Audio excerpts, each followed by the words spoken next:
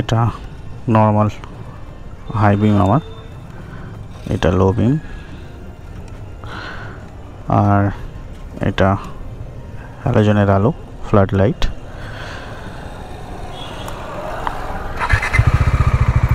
এইটা ডমিনারের লো বিম, এটা high beam. High বিমটা অনেকটা স্প্রেড করেছে। তারপর যদি আমি এটা জ্বালাই, এটা লো, ফগ লাইট, ইয়েলো লাইট, এটা হোয়াইট, অনেকটা হয়ে যাচ্ছে, এনাফ। দেন এইটা,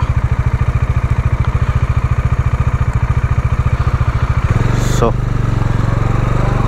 লাইটটা সেটিং করার পর ডমিনার যে অরিজিনাল হেডলাইট, সেটা স্প্রেডিংটা অনেকটাই হচ্ছে।